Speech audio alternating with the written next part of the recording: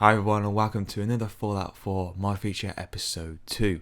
This will be a Pip Boy Special looking at some of the new texture mods available for the device. A separate installation video is available linked in the description below. Also, I do apologise for my voice, I currently have a cold. Hopefully the sound will clear up by the end of the video, but no promises and I'm not holding my breath. First up we have the Grey Pipboy. It's a simple colour replacer, turning the Pip-Boy from that brown colour into this nice grey that kind of goes better with some of the armours. For example, we've got it here with the leather armour, and I feel it just blends in a little bit better with this armour than the other one does. It depends whether you want your Pip-Boy to stand out more, or whether you wanted to go with the armour sets that you're wearing. The white colour that you're seeing for the text on the Pip-Boy is from my own game where I've changed the hood from green to white.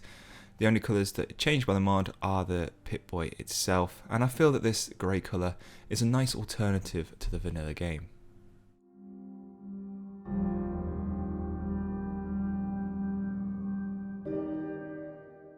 But if you fancy going a bit darker, here we have the black and white Pip-Boy. Here we can see this one stands out a little bit more against this leather armour. I like this version of the Pip-Boy a lot. I feel it just really stands out when you're using it. It really looks quite nice in game. The white colours for the dial aren't as bright as I'd like them to be, but the overall design is very nice indeed, and it again is a very good alternative to the vanilla version.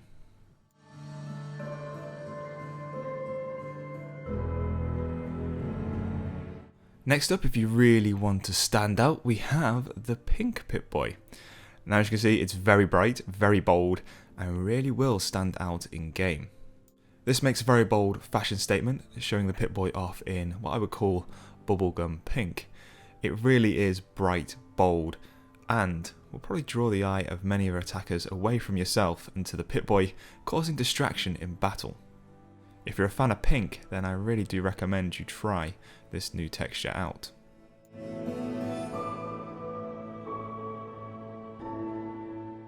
So now we're moving on to even bolder fashion statements with the Gucci Pip-Boy. The Pip-Boy is already a very unique device, but if you feel like blinging it up even more, then this may be a texture that you want to take a look at. Personally, I'm not a massive fan of this one, but it is always down to personal preference, and you may find something that you like with this new texture set. I'm not a big fan of the red and the green, but the actual colour and the style of the rest of it I actually do appreciate. I think it looks quite cool, and it's something very different for the Pip-Boy in game.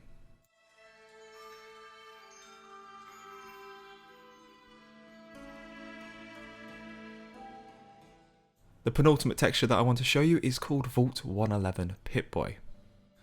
It gives a nice yellow texture to the Pip-Boy with also badges of Vault 111 emblazoned across it, and for me it makes the device seem like a piece of scuba gear, which in my opinion makes it fit more with Vault 111, because I always felt when I was going for that vault that I was either underwater in say a submarine or some sort of underwater base, and for me this Pip-Boy actually does fit in with the tone of that vault. As always, personal preference will prevail, but what I like about this texture is the contrast between the yellows and the blacks. I also like the fact that you get the damage marks with this texture as well, which you lose with some of the ones that I've shown previous. And now we move on to my favourite rendition that I found so far, called Nuka-Boy 3000. Now this turns your Pip-Boy into a Nuka-Cola sponsored device, emblazing it in this bright red colour and splashing the Nuka-Cola symbol across pretty much every region of the Pip-Boy. Now the main reason I like this Pip-Boy is because I've just recently watched Nuka Break, which you can find a link for down in the description below if you don't know what that is, and in there is a survivor from Vault 10, which was a Nuka-Cola sponsored vault, and I believe this is what the Pip-Boy should have looked like from that vault, and that the dwellers in there should have had a Nuka-Cola sponsored device. Some of the placements for the Nuka-Cola symbol are in a bit of an annoying place. You can see at the top right here next to the dial that it covers up the text. You don't really need to see that text, but it's a nice feature that was added by Bethesda where you could actually see which part of the screen you were on by looking at the dial rather than the screen. But all in all, this is my favourite texture that I found so far.